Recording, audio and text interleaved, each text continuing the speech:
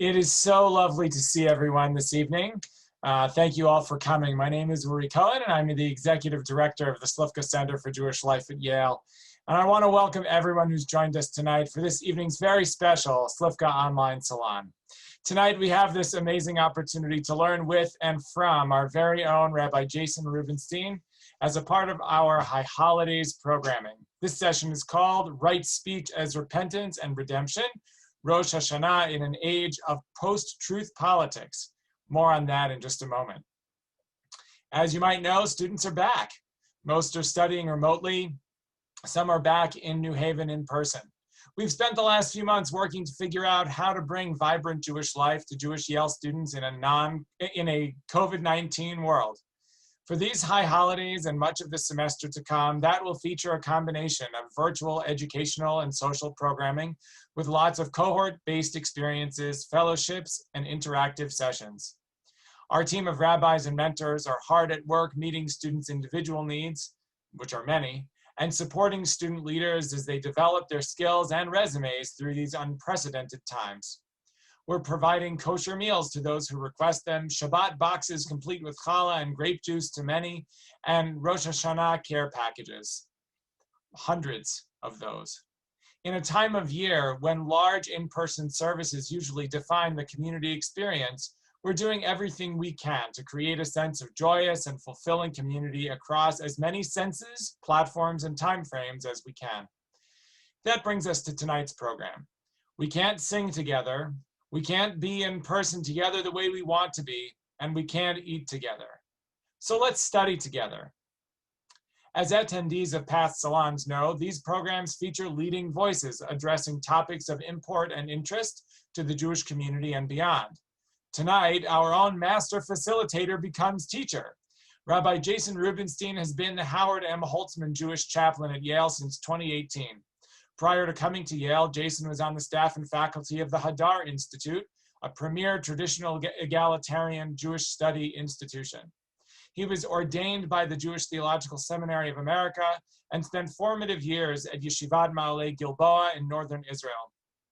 Since coming to the Slifka Center, Jason has been teaching classes, mentoring staff and students, providing pastoral guidance, connecting with faculty and administrators, and is always working to elevate our thinking, our ethical character, and our aspirations.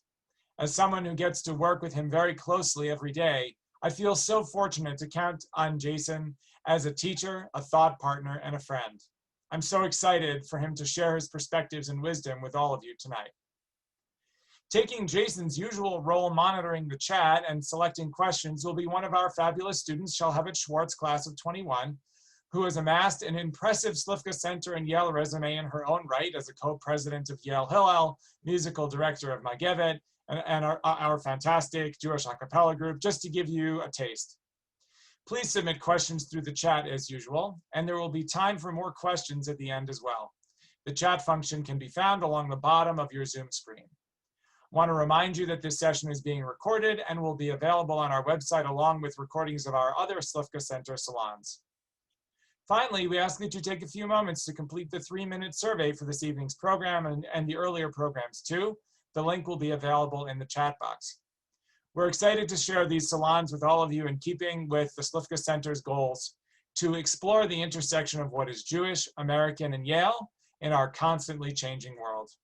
It is now my pleasure to turn over the program to our featured speaker tonight and my friend, Rabbi Jason Rubenstein. Uri, thank you for that delightful introduction, and to y'all for being here. I want to give a big thank you to the staff who make this evening and everything we do possible. It's hard to come together in community right now, and that's kind of the topic Shalhevet and I will explore and then open the conversation up to everyone. And that's for reasons that are technical. We are separated by masks and by 6+ feet, and both separated and connected by the medium of the internet. And also for reasons that are more profound and existential, that we trust different sources of information, have different ways of thinking, have incompatible pictures of what it means to be an American, a Jew, or even a person. And it's in that kind of fragmented, kind of centrifugal situation in which we find ourselves, when the kind of very ability to speak to one another, to know and to be known by others, is feels like it can be vanishing. It feels like it can take tremendous effort to restore and create. That tonight's learning is happening. In one of those moments of really great serendipity, we're going to read an essay from the 1960s, probably, give or take, which seems as if it were written, if not today, at least for today. And I want to start taking the opening few minutes to introduce the author of that. Then we'll read chunks of this remarkable essay, which is one of a series of really incredible writings. And then we will spend the last part of the evening comparing and contrasting it with an essay written by, or segments of an essay written by the great contemporary analytic philosopher Harry Frankfurt during his time on the Yale philosophy faculty. So our protagonist for the evening and our kind of spiritual guide is Rabbi Isaac Hutner. Rav Hutner was a famous and famously difficult rabbinic figure. He grew up in Lithuania. He emigrated to the land of Israel, where he became a disciple of the great Rabbi Abraham Isaac Kook, the Zionist and mystical figure. He was in fact so close to his teacher, Rabbi Kook, that he inherited Rav Kook's strimal, that large fur hat that kind of signals a certain type of Orthodox garb. If you'd never lost any sleep wondering who inherited Rav Kook's strimal, now you don't have to, because you know. Later he broke with Rav Kook and moved to America. And his kind of major brush with international events is he was on one of the first airline flights that was hijacked by the PLO. His occupation was listed in the passenger manifest as Isaac Hutner, Hebrew teacher. It was unclear whether he chose that description for himself out of great modesty or out of a desire not to reveal the value of the hostage who had been taken. He was a kind of scion in certain ways of the Slifka school of Musar, which is kind of fascinating 19th and 20th century European phenomenon, particularly in Eastern Europe, and in ways that echo particularly Emmanuel Levinas, and this is not by coincidence. The Slifka school of Musar was convinced that the central truth of Judaism is that an individual human being, every human being, is a creature of incredible, unimaginable dignity and beauty and radiance, and that our greatness is sadly occluded by the difficulties of this world, the difficulties of appreciating others, and even our own dignity, and that the work of Judaism is really a spiritual path to uncover that beauty, that radiance in ourselves and others. The story goes, although this has all the trappings of the myth, that the event that really destroyed the Slifka yeshiva in Eastern Europe was the Russian Revolution, when these students heard that an army was crossing their part of Europe to bring a government founded on the principle of equal and infinite human dignity into reality. These students, the story goes, said, well, this is everything we've ever been taught, and essentially walked out of their benches in the yeshiva to enlist. That's the kind of radical and powerful spiritual ethos, which even if that story didn't happen or didn't happen at the scale that it's been recounted to me, is accurate in its kind of tenor. Rav Hutner wrote a series of essays in a kind of a glistening modern Hebrew, and I want to say really two things about his writing and his presence. The first is, as a rabbinic figure, the only kind of parallel I can think of when you place him in the tradition of rabbinic writings is the place that Lucian Freud has in the tradition of Western painting.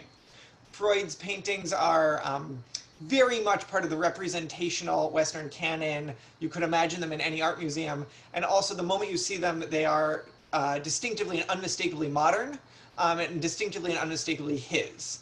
And the same is true of Rav Hutner's prose. I think if you gave me 2 sentences of an essay, I could tell you that it was his, and certainly any kind of structure of his is distinctively his, but also is completely and seamlessly part of the tradition in a simply elegant way.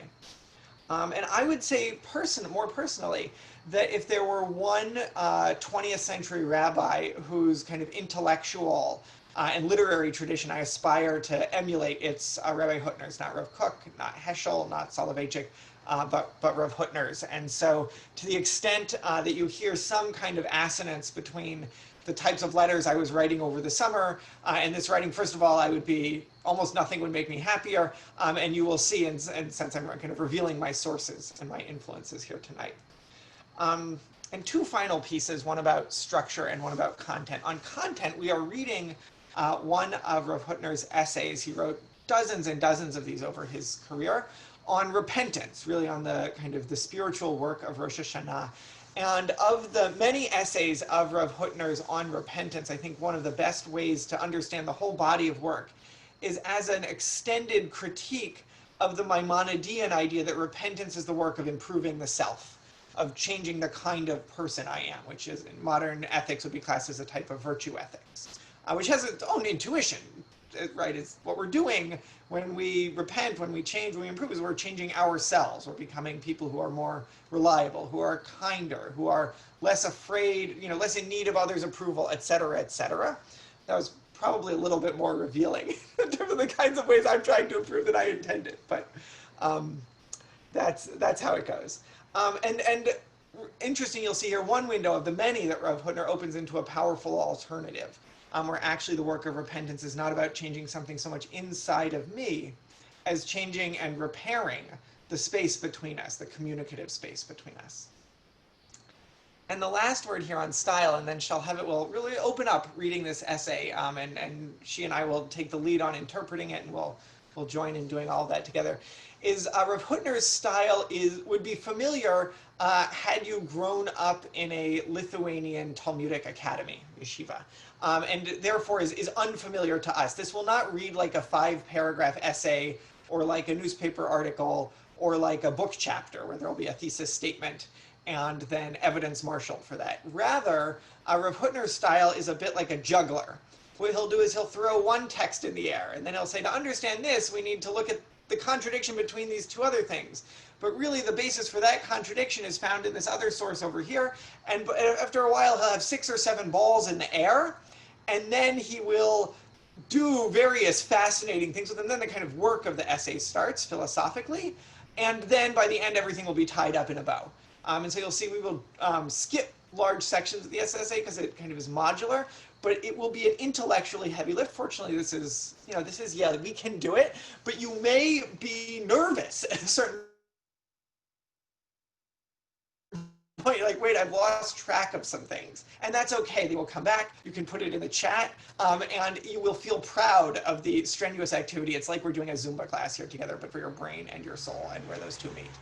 So with that, I'm going to share in the chat the link to the Google Doc where this is housed as a PDF. And I will also switch to sharing my screen so that we can all see this together.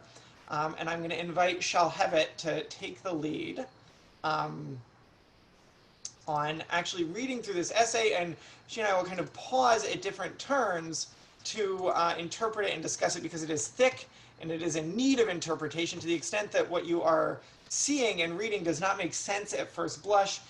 That is because you are doing things right and not wrong, and we are here as your guides into the heart of this essay as we unpack it and address the idea that it's putting forward, an idea that I imagine, I really trust, will speak in a deeply contemporary register, and that will not be the primary focus of our explicit interpretation, but I think in the Hebrew idiom, hamevin yavin, those who understand will understand.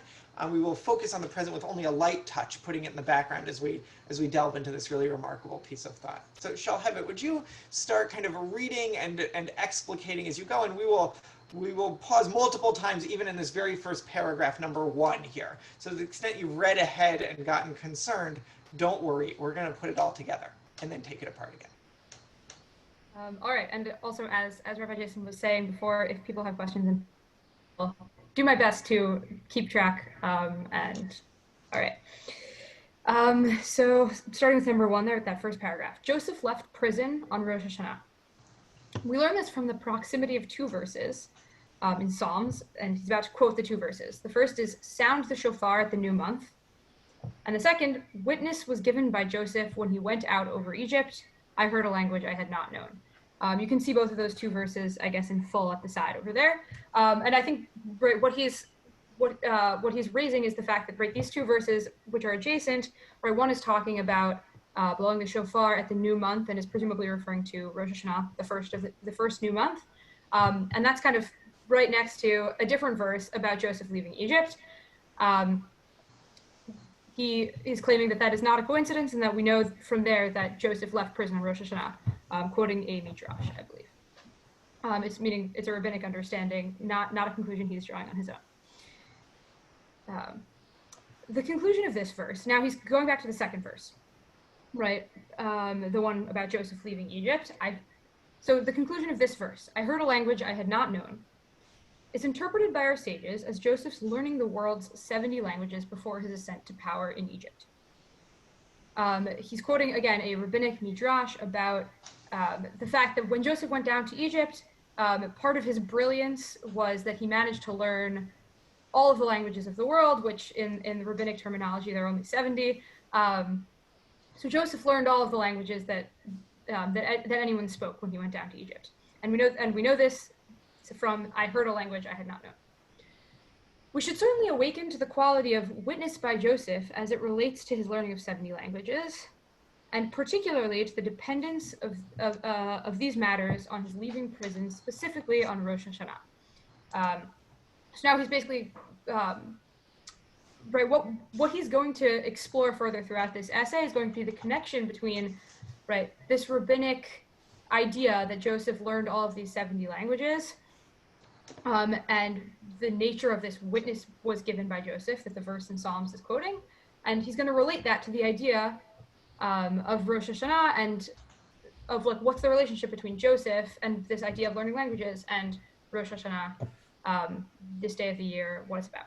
Beautiful. So this is, we have a number of pieces on the table here, and the tension, is how are we going to connect them? And you can imagine these were given orally. There's a certain virtuosity, Where is he going to go with this?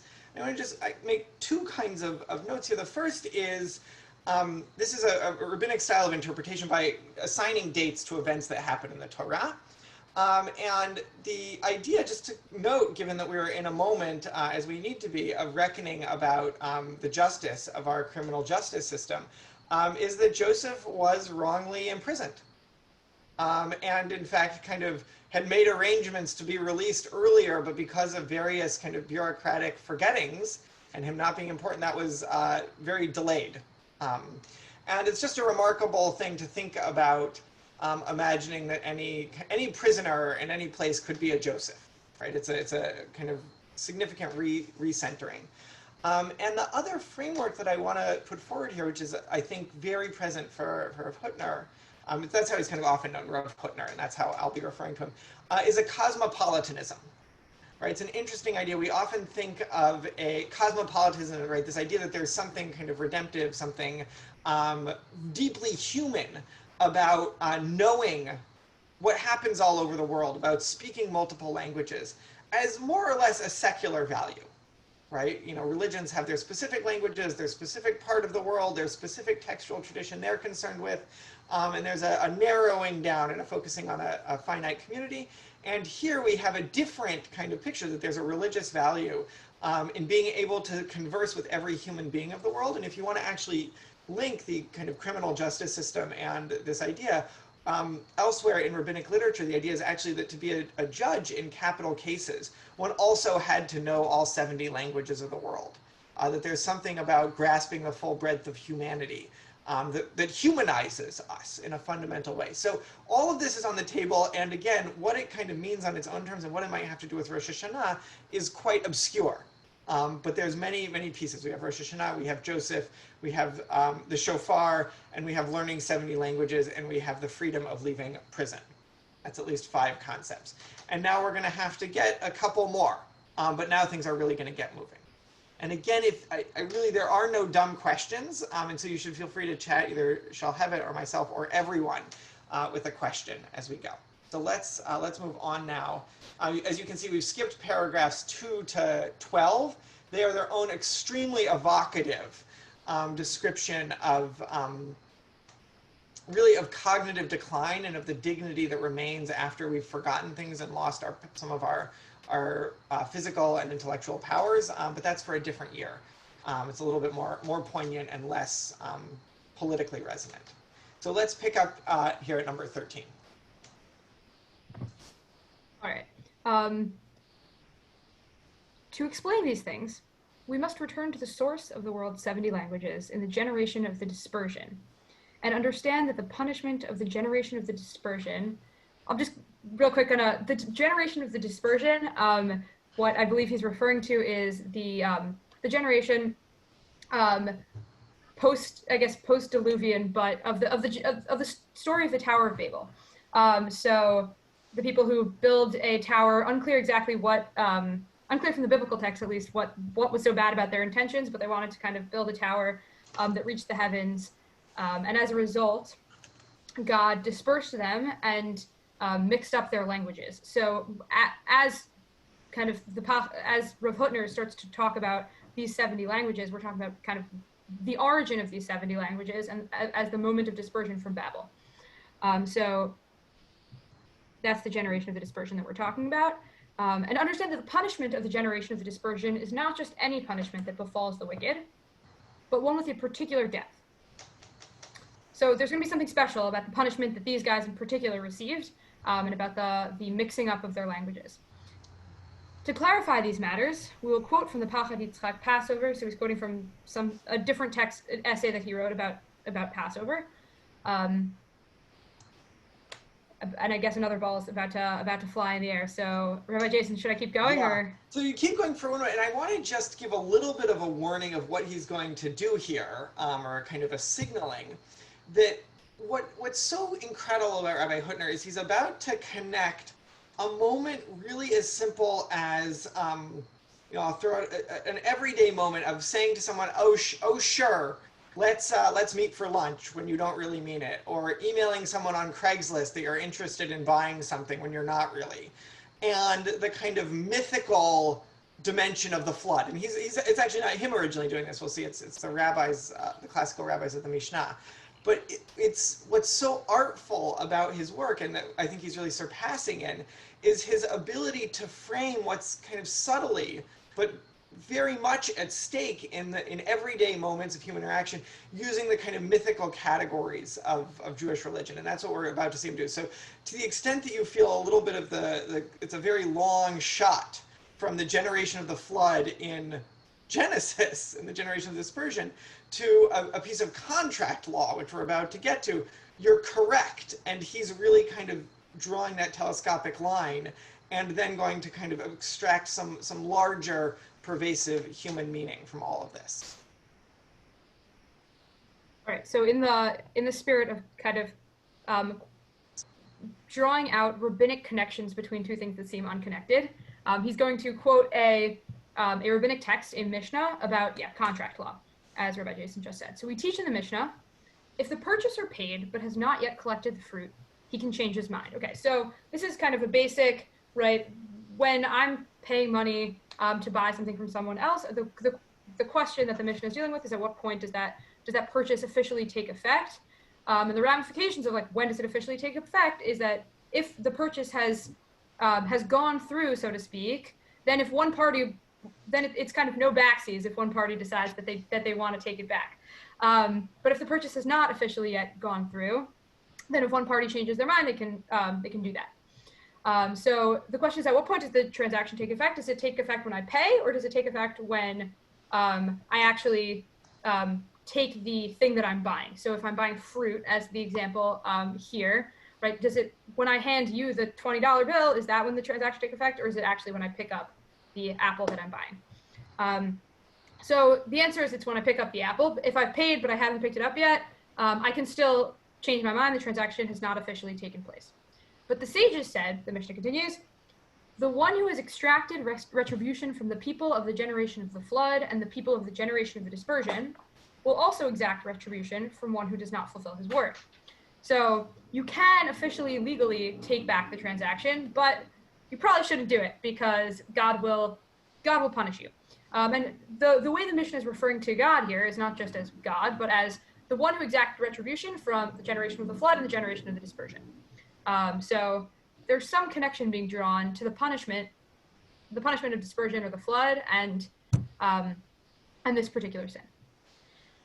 He continues, the root of the law stated here is that even though from a strictly legal perspective, the recanting of the purchaser is effective, canceling the transaction, the sage's curse is bound up with this recanting. And this curse draws down the punishment of the generation of the flood and the generation of the dispersion upon the head of the one who recants. So this is already Rabbi Hutner's reading, right? This isn't just it's not just a epithet, I guess, for God, but he's actually saying, no, there's something substantive to this connection. And right, there's some kind of intrinsic and important connection between what it meant for God to punish the generation of the dispersion and this particular set of things you ought not do. Wonderful. So I want to make three kinds of notes here. The first is about the nature of the character of God here, and I want to use a distinction that David Stern, who's a Midrash professor now at Harvard, makes between thin and thick characters. And just to please, because people are like, well, but what if I don't believe in this God? I know someone out there is thinking about that. Do I have to kind of check out here? And the answer is no, and I want to explain why in a kind of robust way. So the idea is a thick character is one for whom the plot of a story exists primarily to help you understand the character. This may be Hamlet, for example, is the classic example of a thick character. I'm less interested in exactly what happened in these orders. I want to understand why is Hamlet so passive. A thin character in Hamlet is Rosencrantz and Guildenstern. I don't really care about them. Their job is to, deliver the edict, etc. But then in Tom Stoppard's Rosencrantz and Guildenstern are dead, they become the thick characters, right? The kind of point of that play is to get inside their heads. So David Stern applies this kind of conceptual framework to rabbinic readings like this text, and he argues that kind of, at least often, and to my mind, more often than not, God appears as a thin character in rabbinic texts. Or when God appears as a thin character. And what I mean by that is the point of the text, the point of God's appearance in the text is to help move forward a certain idea, rather than the point of the text is to teach you theological truths about God, if that makes sense. So I would say don't get hung up here on whether or not you believe in such a thing, right? This is like, the way that, to use a very different example, Santa Claus gets invoked against children as a kind of surveilling Foucauldian superego against them, right? They knows whether you've been naughty or nice. The point is not to teach children that Santa Claus exists, is religiously inept image here, but to get them to behave. That's just the first note about the kind of the character of God here. The second thing is there's just a really interesting philosophy of law question about what does it mean to have a law on the books that you can, in fact, it is legally effective to retract your statement, but it's morally repugnant to do so. And to record that moral repugnance as part of the legal text itself. Robert Post, the former dean of Yale Law School, is on the call here, and so love to have you chime in on that question, and I'll add a second. This is just kind of a fun flourish here, which is the last point. Some of you may have been wondering if, based on the Mishnah's distinction between if money being exchanged for a good, it's not when the money changes hands, it's when the good changes hands that the contract is finalized, if you will. What about a currency market where one type of money is being traded for another? The answer, the rabbis have anticipated this question, the answer is whichever currency is less liquid is treated as the good. And whichever currency is more liquid is treated as the currency for the purposes of that transaction. So that you don't need to lose any sleep over that. So we have this just kind of really fascinating moment. And Rabbi Hutner is right to draw our attention to this. The Mishnah tends to be a pretty legalistic, non-theological text. It tends not to kind of reveal this kind of layer of depth or reflection on the laws that it's stating. I mean, it's there implicit, but it's very rare that it's explicit in this way.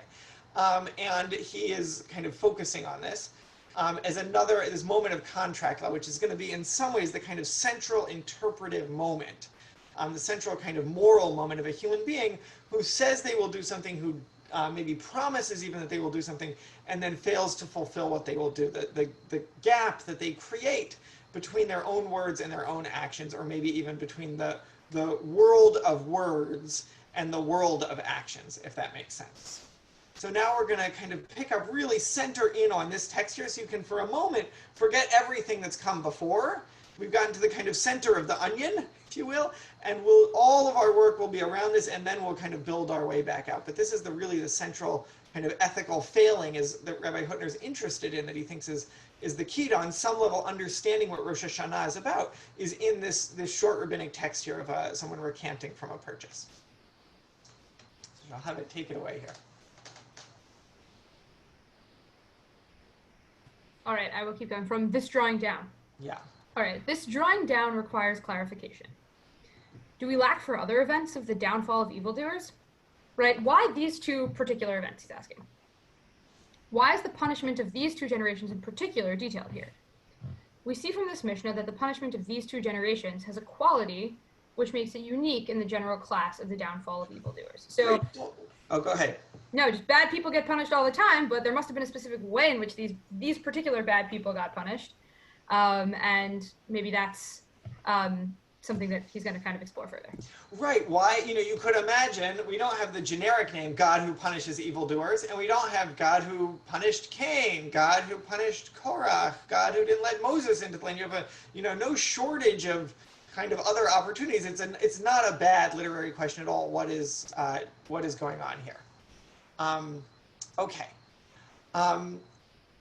I want to pause now and ask people to the extent you're willing, chat in the group here together and an answer to the following question, which is, what exactly is so bad about saying, oh, I'll buy that apple, oh, I'll buy that kayak on Craigslist, oh, I'll rent your apartment, and then saying, oh, I've changed my mind, right? This is the kind of thing that happens all the time. It's clearly a kind of flexibility that the rabbis think you need in the legal system. Otherwise, they would have made that speech act binding, and they didn't.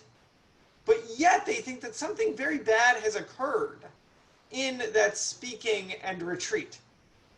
And I want to open that question. What is so bad? And to the extent that you think nothing is so bad and you kind of protest against this, reading the kind of theological riot act against this person who had a change of heart or whose circumstances have changed since they agreed to purchase it, and you want to speak up in their defense, I would encourage you to do that. So I want everyone we're actually going to make the chat here a collective text for a moment and really just reply to everyone. And we'll have a moment for people to bring their voices into the quote-unquote room, and also take a chance to read one another's and reply to them. And you can ask people to say more, you can, kind of reply to them by name, but just let's get a few comments going here, and really try to think on it. So we can see the diversity of reactions here.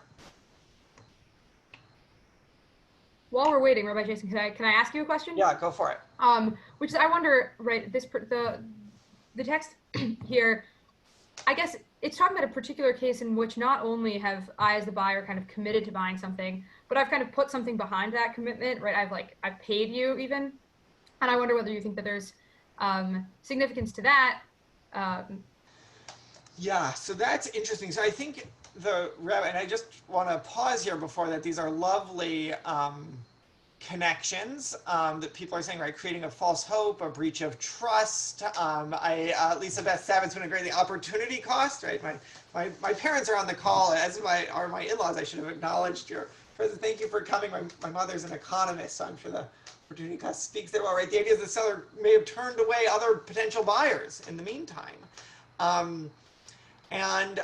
Many, many important things here. And I just want to point out, Gordon Gerson made a really apt intertextual comment here. The rabbis also fascinatingly say that it is prohibited to walk into a store, at least if the salespeople work on commission, where ahead of time you know that you won't purchase anything from that store, because you're imbuing a kind of false hope and making them maybe kind of attend to you in a way that's kind of exploitative of a certain vulnerability they have.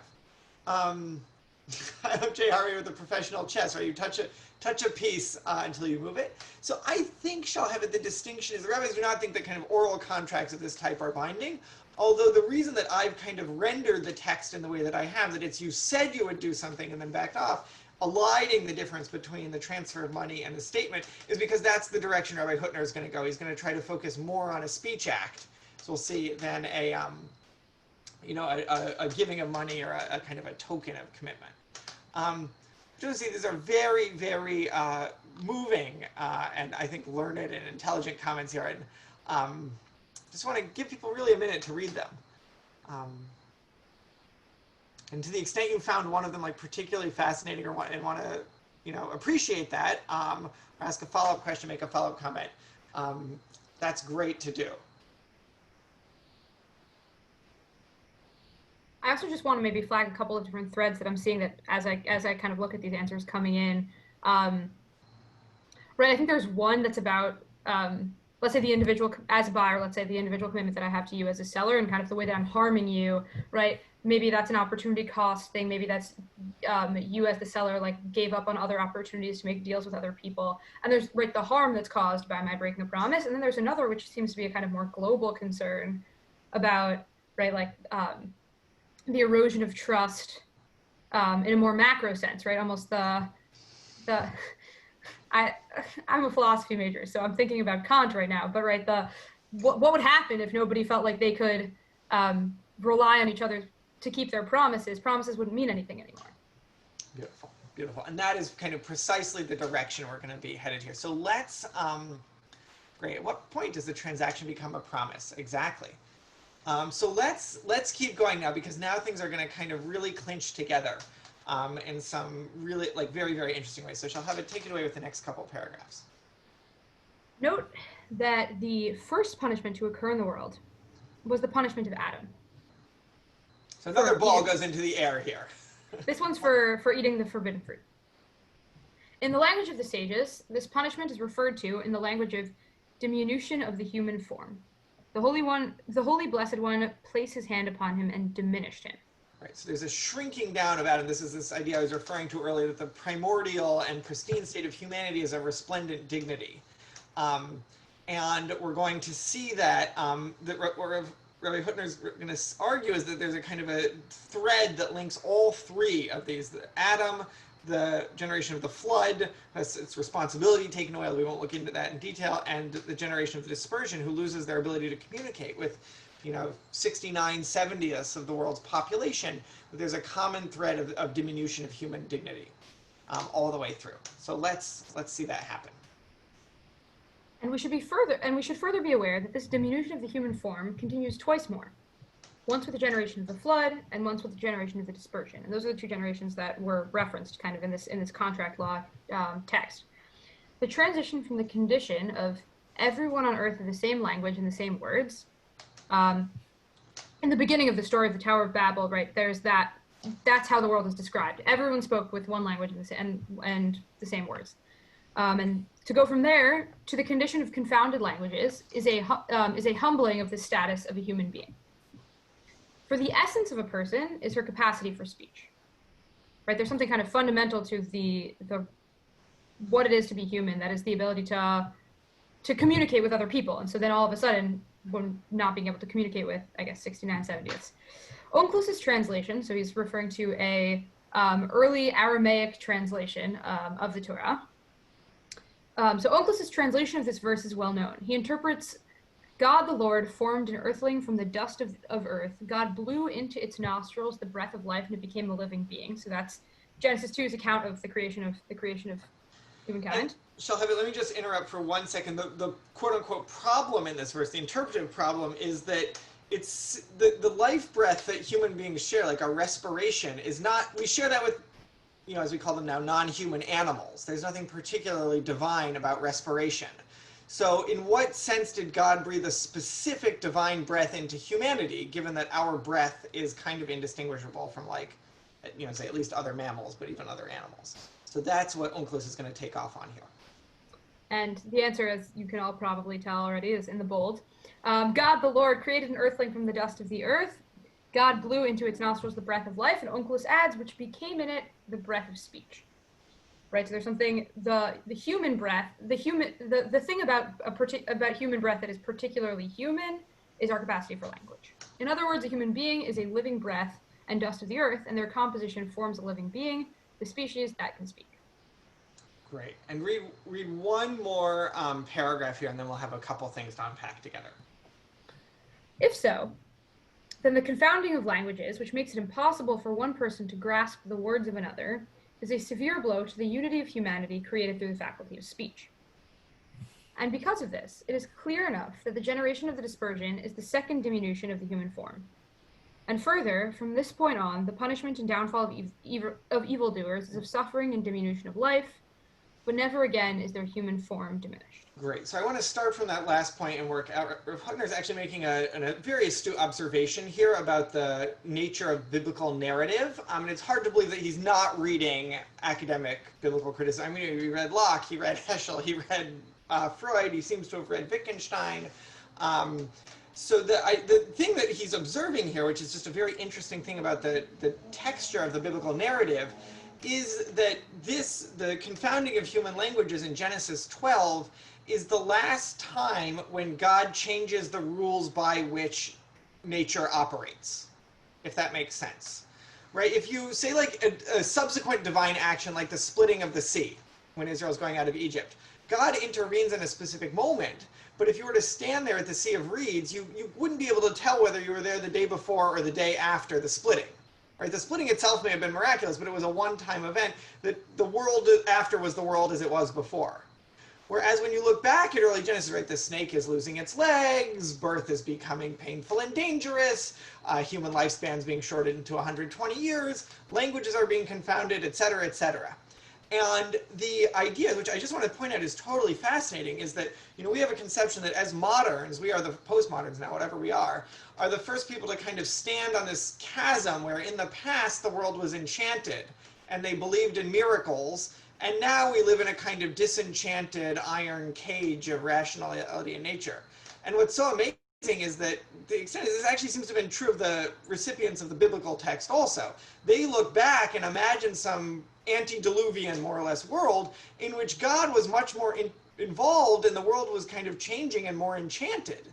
And then it kind of became stable and regular and predictable. And it's very interesting to kind of grasp. So he's completely right about this.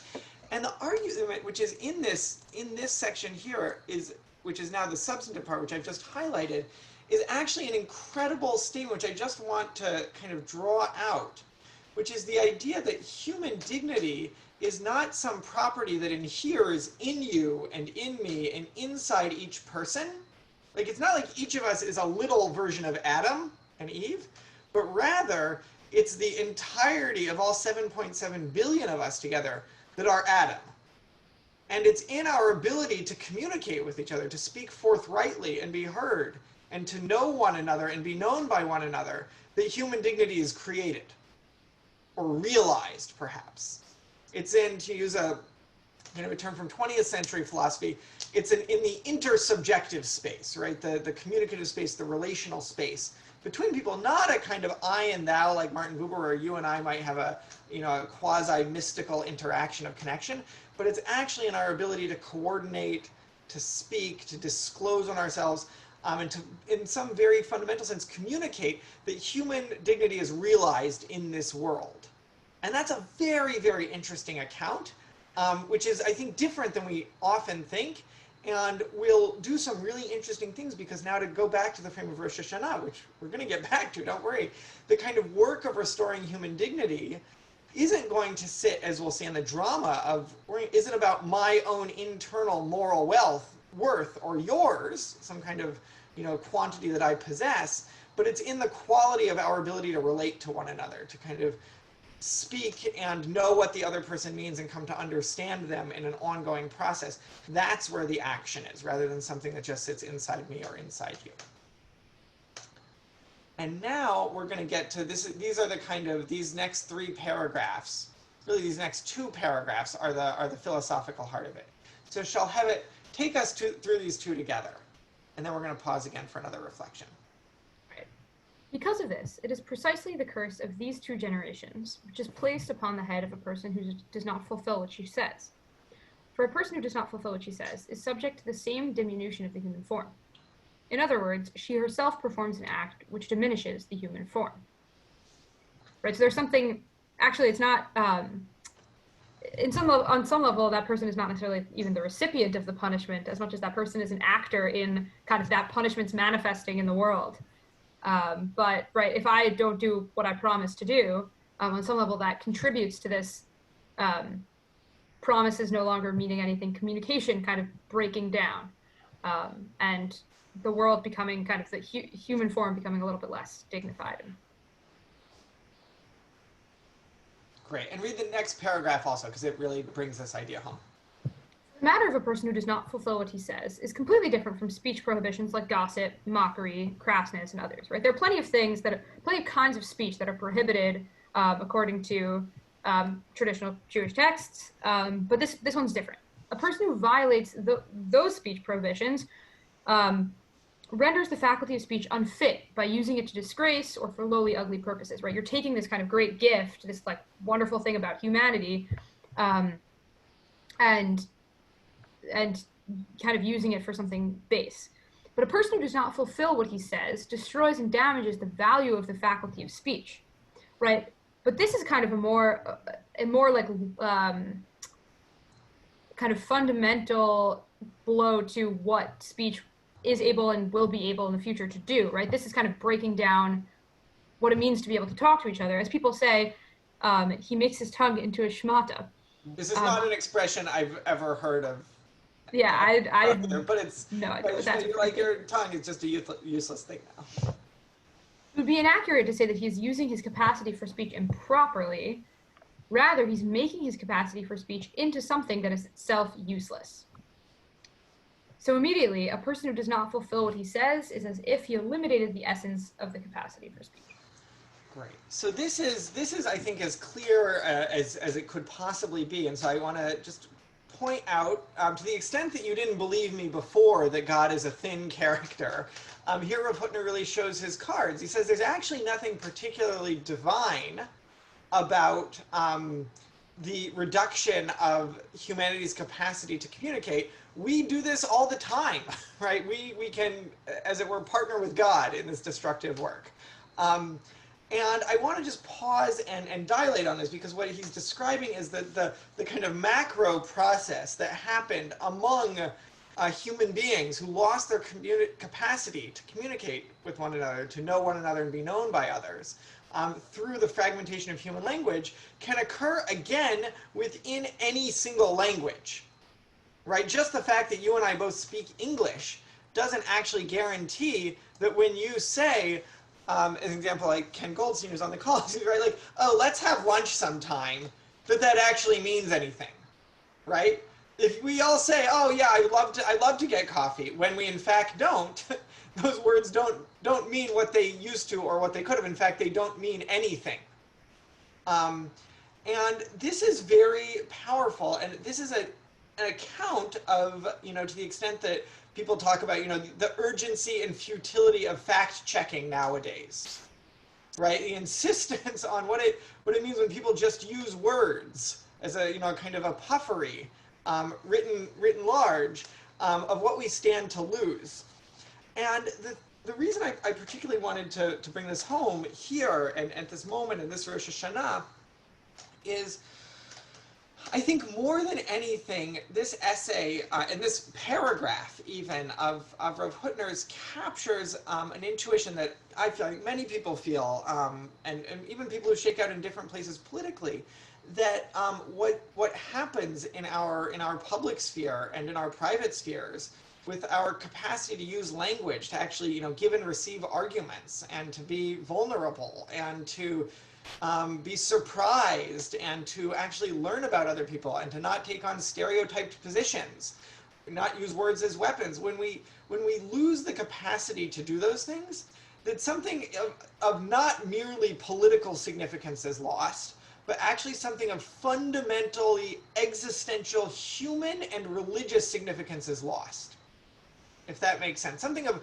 mythic proportions, something that basically restructures and diminishes what it means to be a human being has occurred when our capacity for speech is thinned out in this way. And this is kind of the idea itself here, and I want to just kind of spend a moment. And I see a few reactions kind of popping up here, and I just want to ask people, you know, where this idea lands with them. Does it strike you as real? Does it capture an intuition of yours? Do you feel kind of comforted by it? Do you feel, you know, compelled by it? Do you feel angry about it? Just really, if we could take a few minutes and put some comments in here. And I do see an important question here about losing the capacity for speech due to illness, which I think is a very, very important, right? And I see Avital and Jay here having an exchange, right? The ability to speak and to hear. So it's a really interesting one. I'm gonna answer that question by not answering it, and offering really two different kind of vignettes. So the first is just a fascinating thing from the kind of, you know, history of science on some level, that in kind of rabbinic texts up until the late 19th century, basically, it's universally seen as much, much worse to be deaf, congenitally deaf, than blind, because before the advent of sign language, people who were congenitally deaf really had little capacity for human intercourse. And you see these amazing, just incredible stories of rabbis from Eastern Europe as they're passing, especially through Berlin, for the first time seeing deaf mutes signing to one another and being hit with kind of the force of a revelation, actually in some ways the tradition being thrown into crisis. So I think, you know, the sense that they're losing the ability to communicate is a fundamental rupture, a fundamental loss, right? Because in this picture of human dignity is realized or conferred by participating in a linguistically generated community is resonant throughout the tradition. And the second thing, Avital, your question was really specific about someone who loses at a certain point their ability to speak. And Rabbi Hutner gives a very, very moving image. Actually, in those first 12 paragraphs we skipped over, and I'd be happy to send the source sheet to anyone afterwards. That it becomes the responsibility of the people who knew a person back when they could communicate to remember who they were and remember what they remembered. And to believe on some level, and certainly to act as if there are still all the traces of that person's knowledge somewhere within them. And the image that's used there, and I get goosebumps every time I recall this, is that the first tablets that were brought down from Mount Sinai were inscribed with God, the letters of the covenant, and then Moses broke them when he saw the golden calf, and the letters kind of disappeared. And the rabbis imagine that those shattered hunks of rock were carried around in the Holy of Holies by generations of Israelites, just like the tablets with writing. Right, these kind of physical structures that had lost their capacity for signification. And they say that this also applies to scholars who lost their memory or their capacity for speech. And the idea is that there's a kind of a fundamental ethical imperative not to leave people by the wayside, but actually to remember, even as they've lost their capacity for memory, right, what they contributed and who they were. And it really sense everything that's been forgotten, which is one of the names we use for God, the one who remembers all that's been forgotten. I want now to read this last section here, because we are going to come back to Rosh Hashana and the shofar and the redemptive moment. So Shalhevet, would you read paragraph number 14 here? Because there's a lot of pieces. You may have forgotten Joseph.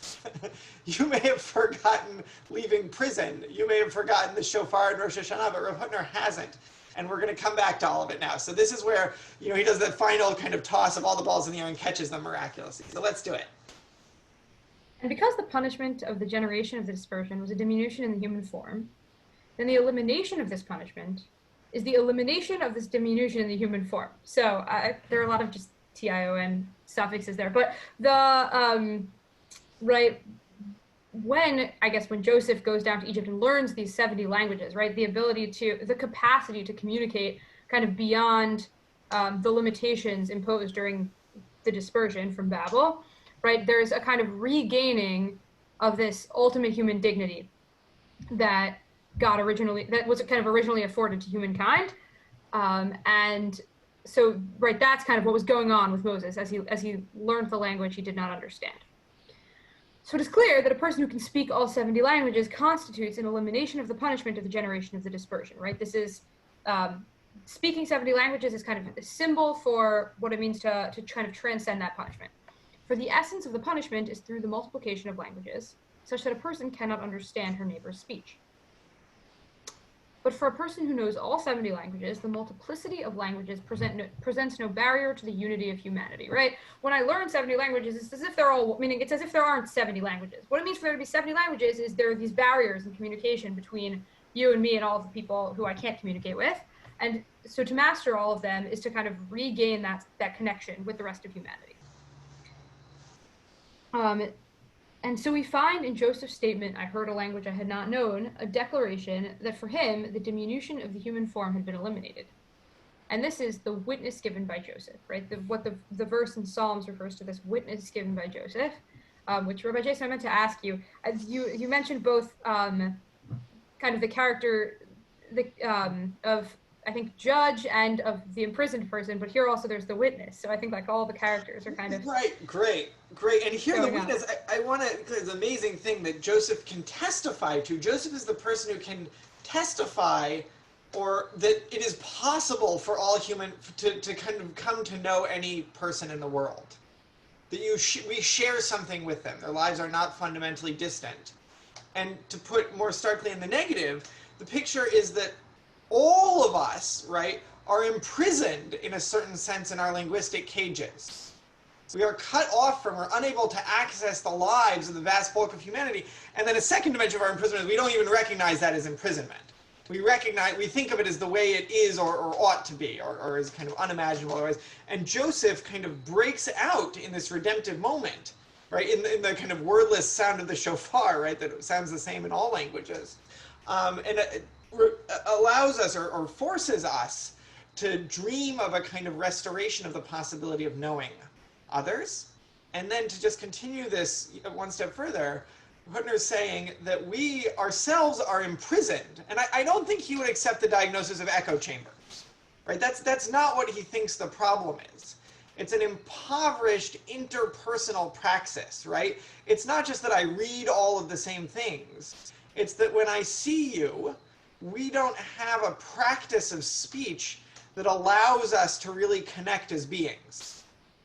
Now, that may be caused by echo chambers, but also might be caused by, just a lot of BS, as we're about to see, or people just, saying things to impress each other, right? That there's the kind of diagnosis is that when two human beings encounter each other, they don't have the capacity to really form something greater than the sum of its parts, to have a meeting of the minds.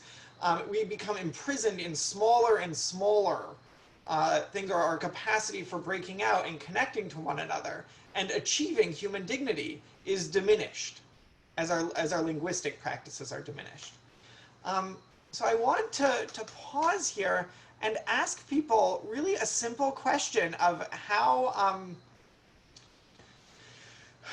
what it would feel like over the next, what do we have? Well, we have 5 days until Rosh Hashana, and we have, a little over, 8 weeks or so, a little less than 8 weeks till an election. But thinking about these kind of windows of time, to take this as the work of Rosh Hashana, if that makes sense, right? Again, this is not about I am a bad person, or even we are bad people, right? It's not about we're going to be better people a year from now. We're going to resist certain moral failings. This is the bonds that connect us are frayed, right? The bridges that we might need to travel to get from me to you or from me to someone else are no longer load-bearing enough for us to safely traverse, right? It's the space between us is fragmented and sporadic and unpassable. And the commitment then, right, to the extent that Rav Hutner believes that our actions can and do impoverish the space, similarly, our actions can and do enrich and fortify and restore this space. And so I want people really try to kind of think together a little bit about what it would look like to kind of take on this project. I don't think it's like, I mean, you can put delete Twitter if you want in the chat as like the thing we should do, or like be a nice person on Twitter. I don't know, maybe.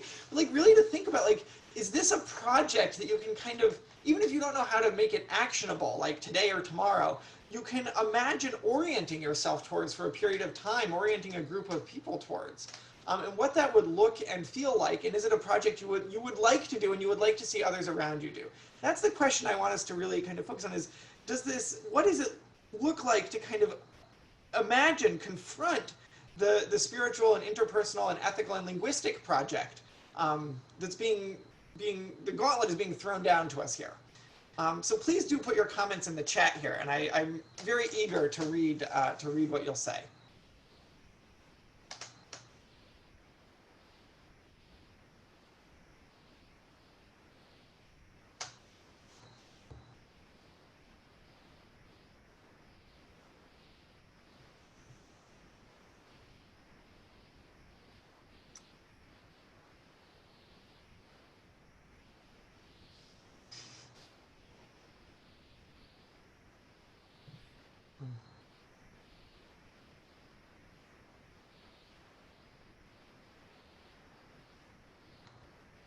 I'm curious, Rabbi Jason. I just kind of inspired by something that Matthew Berg, I think, put in the chat. Is kind of, I think, the image sort of like understanding another person is kind of reaching across some kind of gap. Seems very different from I think like what that comment was suggesting, which is that kind of to understand another person's language is to kind of find something in common, or to like look at to kind of be able to access something shared, so that we have kind of that can enable communication. And I'm curious kind of about either of those images and how kind of you would think about them. Could you just contrast those again? I don't think I fully got. One is kind of there's this like chasm between like you and me, and there's somehow an ability to kind of like reach across it and either like look kind of at another person, even kind of primarily in it's like in that person's kind of difference from you or something. And the other being that to understand other people kind of requires this set of shared ideas, experiences, shared world in some way. Right. So I think the idea there's a tremendous, I mean, people have, I want to actually come back into it because I think the answer to that at least this essay offers, and which is one that I would put some stock in, is that there's a practice of language which is not an entirely different thing than handing someone a $5 bill. Right? It's like language is a thing that people do together, you know, in a way that's kind of related. Like people also like play basketball together, and people also, you know, execute projects together, and people do all, you know, help each other climb mountains and do all kinds of things together. It's a kind of one of the media through which human beings can be trustworthy or not. But it's kind of something, it's not like we need if we just have a shared cultural universe, or if you and I have shared experiences, that'll necessarily get us there. It's what's happening when I speak to you.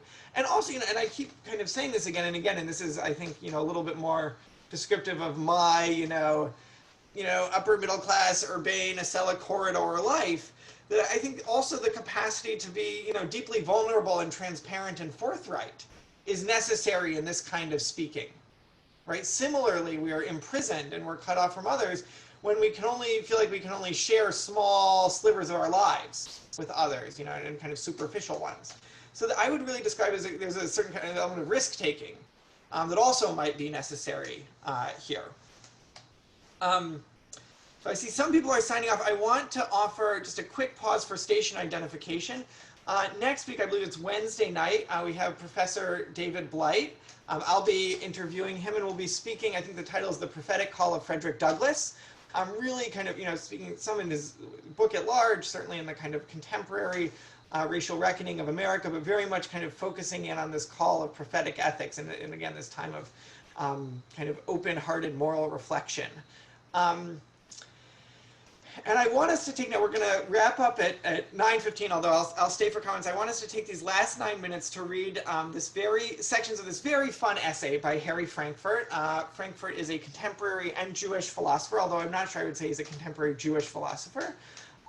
He was on the faculty of Yale.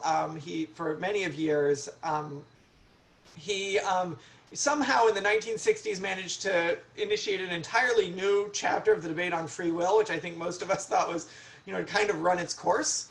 I'm sure this is just a chance for, you know, all of us who are Yale affiliated to take a little bit of a flex. Is Professor Frankfurt told me when I had lunch with him at the Yale Club a number of years ago that the greatest mistake of his life was leaving Yale for Princeton. So you can tuck that away whenever you need a little injection of partisan pride. And this is from his essay. It's actually not called On BS. It's called something a little bit more colorful, but in the spirit of the sanctity of the season, I've slightly Baudelarized it. So that's why it's kind of grammatically a little bit, kind of unfelicitous here. Frankfurt's writing is very felicitous. And so the idea is, as we'll see here, the suggestion I make is that there's, kind of a deep fit between Frankfurt's diagnosis of On BS and Rav Hutner's kind of picture of a degraded practice of speech. So shall have it take it away with this. And this is our last source for the evening. For most people, oh, sorry, I skipped a line. One of the most salient features of our culture is that there is so much BS. For most people, the fact that a statement is false constitutes in itself a reason, however weak and easily overridden, not to make the statement. For the BSer, it is in itself neither a reason in favor nor a reason against. Both in lying and in telling the truth, people are guided by their beliefs concerning the way things are. These guide them as they endeavor either to describe the world correctly or to describe it deceitfully. For this reason, telling lies does not tend to unfit a person for telling the truth in the same way that BSing tends to. Through excessive indulgence in the latter activity, which involves making assertions without paying attention to anything except what it suits one to say, a person's normal habit of attending to the way things are may become attenuated or lost. Someone who lies and someone who tells the truth are playing on opposite sides, so to speak, in the same game. Each responds to the facts as he understands them, although the response of the one is guided by the authority of the truth, while the response of the other defies that authority and refuses to meet its demands. The BSer ignores these demands altogether. He does not reject the authority of the truth, as the liar does, and oppose himself to it. He pays no attention to it at all. By virtue of this, BS is a greater enemy of the truth than lies are. Great. So I want to just give a very concrete example here and then throw out a question. And Alex Remington has already made a very, very apt distinction here. I always think of this guy who sat next to me in my Freud as literature class that I took when I was a junior, who had gone for long stretches about what Freud was saying to give an essay. And it was invariably wrong. But his intent was not to convince everyone in the class of a certain reading of Freud. His intent was, who knows what his intent was, maybe to, convince the TF that he'd done the reading or to impress a certain person in the class or just because he liked the sound of speaking. But he was speaking without really any particular regard to whether what he was saying was true. And you can imagine different characters of this type. I see the current undergrads smiling because you know such a person and you probably share Zoom screens with them periodically. And the thing that I want to kind of ask as a question at this point is something that last year when I studied this text with the group, it included Professor Jim Silk from the law school. He made a very, very interesting observation, which unites the BSer in class, perhaps with Rabbi Hutner, which is that there may be a lie which cannot be spoken, which underlies the BS. Right? The lie that cannot be spoken is, I did the reading for the guy in my Freud seminar. Right? He didn't do the reading. He can't just say, I did the reading. He has to try to convince you of that via a different mechanism. And so it's actually his attempt to kind of on the sly establish a set of facts which may be underlying his practice of BS. And I wanted to ask, I see a couple of comments here already about how this connects here. And I want to ask again the question, here's the question. How do you think Frankfurt's analysis has aged over 34 years? If you want to read Frankfurt's analysis, he gave a bunch of interviews in the 2016 presidential election about the relevance of this specific essay. But this is really the question I want us to, in some ways, is how has this aged? Has it aged well? Does it feel, and this is true of Hutner also, is it contemporary? Or does it feel, no, something else is going on now?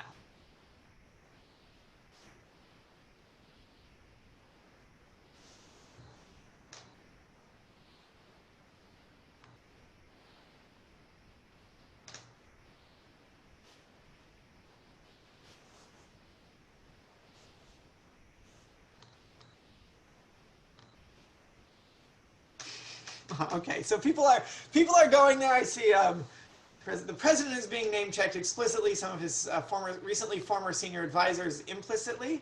I do want, actually, I think this is a very, very critical distinction now that that Alex and Professor Post have brought up. Professor Post is acknowledging one of my intellectual heroes, Jürgen Habermas, and I think this is kind of critical, right? These two comments are going in the same direction, and also very much like my mother-in-law's comment about working as a psychologist, right? There's a question is the orientation towards truth or untruth, which is Frankfurt's axis, very much as an analytic philosopher, or what Rav Hutner seems to be getting at, and this is Habermas, right? Speech as communicative action, which is primarily an event that's occurring between two entities in the context of the world, if that makes sense, right? The kind of, when you think of criteria of truth of a statement, does this statement conform to the world?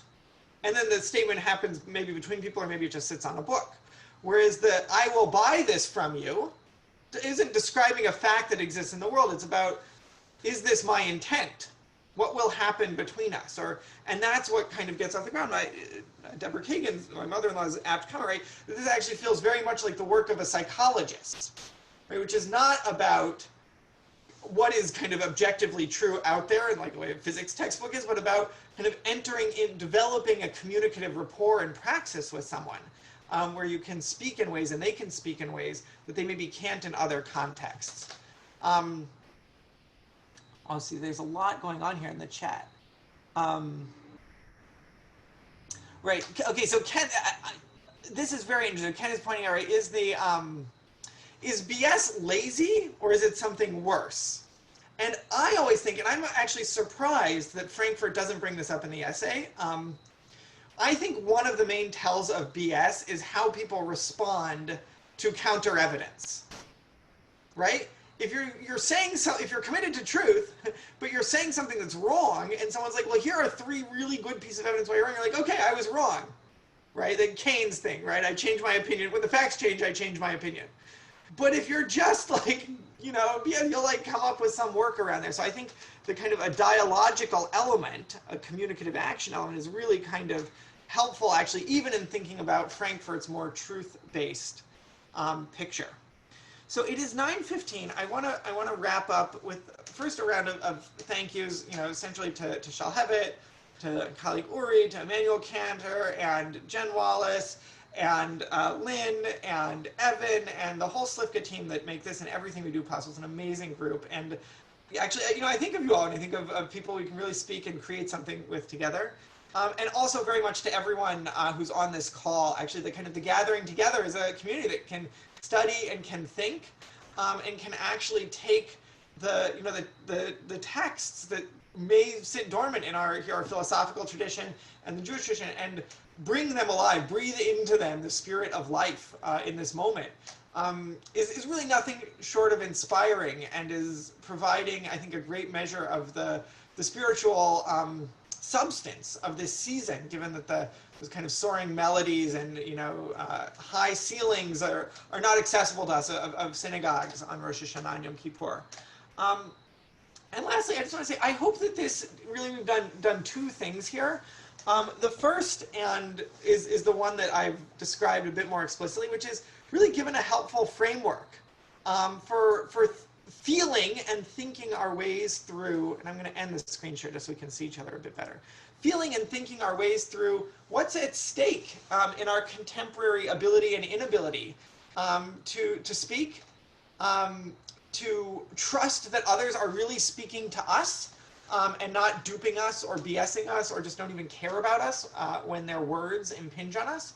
And this to kind of bolster or give a framework for the ways that those small interactions, right, that one statement of, oh, I didn't really mean that, or when you find out that someone who said something, was just throwing that off, or was trying to pull one over on you, or own you, as people like to say, the sense that you might feel that something very fundamental has been challenged, has been desecrated, is I hope something that has been strengthened and sharpened and raised up and solidified by this framing.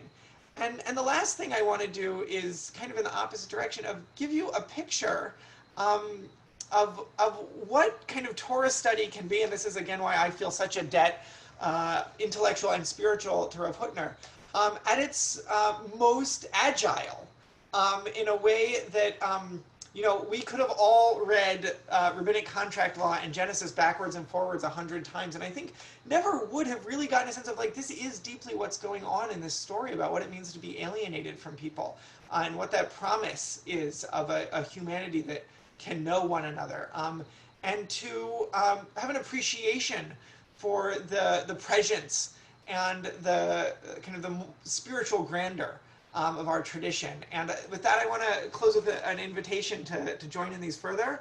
And especially, this chat has been so rich. I've seen the appreciations kind of flying around, and that's made me, look forward to the ability I'll have as the host of the meeting to review this as a text. But this conversation, I hope, is one we'll continue. To the extent you want to continue it with someone, you can, chat them and ask for their email address. To the extent you want, a copy of the source sheet, you have further questions. Nothing would make me, or in volunteering shall have it, happier than to hear from you. But most importantly, this should be like a good year of substance and connection for each of us as individuals, for those we love, and for the communicative and linguistic spaces we inhabit and create to be places of greater integrity rather than places of isolation and mistrust. And with that, I'm going to end our official program. More than happy to stay on in the chat and field questions as they come. I obviously can't promise I'll get to everything. But thank you all. Good night and Shana Tova.